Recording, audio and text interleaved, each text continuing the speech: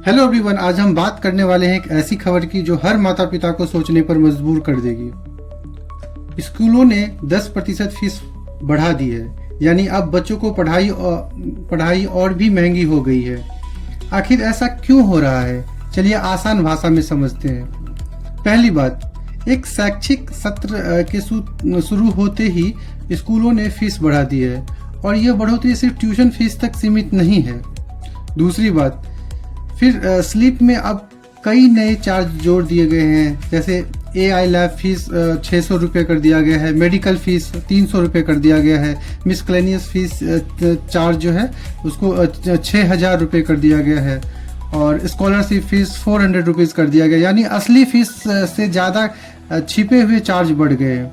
तीसरी बात, एक अभिभावक बताते हैं कि पहले LKG की फीस 4300 रुपीज़ ली जा रही है, यानी कि 4300 रुपये ली जा रही थी, अब बढ़ाकर 4800 कर दी गई है, 4800 रुपये कर दी गई है।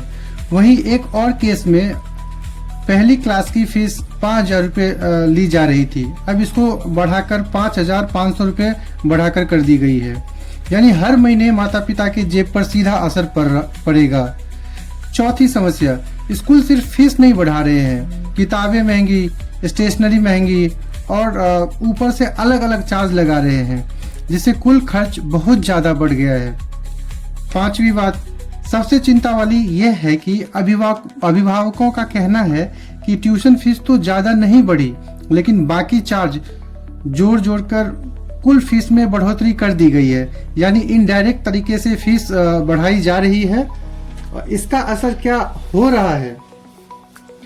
मध्यम और गरीब परिवार बहुत ही परेशान है। बच्चों की पढ़ाई महंगी होती जा रही है, कई लोगों को आर्थिक दबाव झेलना पड़ रहा है और सबसे बड़ा सवाल, क्या शिक्षा अब सिर्फ अमीरों के लिए रह जाएगी?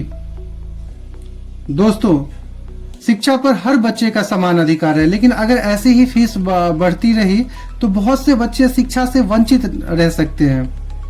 जरूरत है सही नियमों और सही पारदर्शिता की।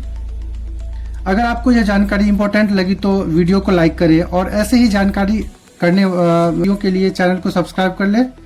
धन्यवाद।